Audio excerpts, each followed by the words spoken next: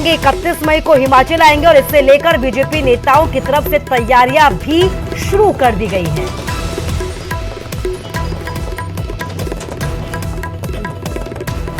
31 तारीख को प्रधानमंत्री जी हिमाचल आ रहे हैं। अब दोनों चीज़ों का असेसमेंट ले रहे हैं, शिमला के मैदान का, और हमारा निमंत्रण है प्रधानमंत्री जी को कि 8 साल का कार्यकाल उनका बतौर प्रधानमंत्री पूर्ण हो रहा है। तो इस अवसर पर देवभूमि हिमाचल प्रदेश में आप आएँ और हिमाचल प्रदेश के लोगों को भी आप शुभकामनाएं दें। और हिमाचल उनके बहुत दिल के करीब है और ऐसे में उनकी इच्छा भी है। और हम तो एक तरफ पीएम मोदी के दौरे की तैयारियां शुरू हो गई है, तो वहीं दूसरी तरफ एसएफजे नेता गुरपतवंत सिंह लगातार धमकी देता हुआ नजर आ रहा है, गीदड़ भभकी देता हुआ नजर आ रहा है। एक बार फिर से हिमाचल के सीएम जयराम ठाकुर और न्यायाधीश शुभांगी के नाम धमकी भरा संदेश जारी किया गया है, जिसमें यह कहा गया है कि धर्मशाला तपोवन स्थित हिमाचल विधानसभा के बाहर खालिस्तान का झंडा ही फहराया था, कोई बम नहीं उड़ाया। लेकिन अब आपको सामना एसएफजे से करना पड़ेगा, ये धमकी पन्नू की तरफ से दी गई है। इसके साथ ही ये भी कहा गया है कि अब परिणाम भुगतने के लिए हिमाचल सरकार तैयार रहे। खालिस्तान को लेकर जो मुकदमे किए गए हैं उन्हें बंद किया जाए, नहीं तो इसका अंजाम हिमाचल सरकार को भुगतना होगा। और क्या कुछ कहा गया, आइए आपको ये संदेश सुनाते हैं। ये संदेश मुख्यमंत्री जयराम ठाकुर और जज शुभांगी के लिए है। सेक्स फॉर जस्टिस ने खालिस्तान के झंडे लगाए हैं, बम नहीं लगाया।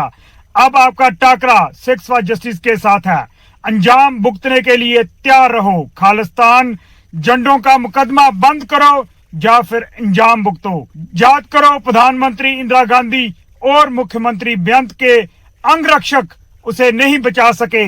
सेक्स फॉर जस्टिस 6 जून को संत पिंडरावालों की शहादत के दिन हिमाचल की खालिस्तान रेफरेंडम की वोटों की तारीख ऐलान करेगी। ये संदेश सेक्स फॉर जस्टिस के जनरल काउंसिल गुरपतवंत सिंह पन्नू की तरफ से है।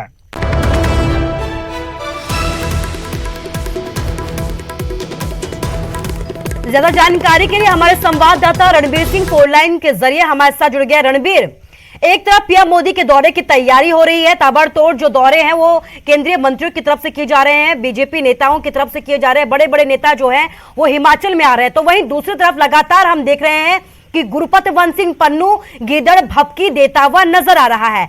तो फिर आखिर क्यों बड़ा एक्शन हिमाचल सरकार की तरफ से नहीं उठाया जा रहा?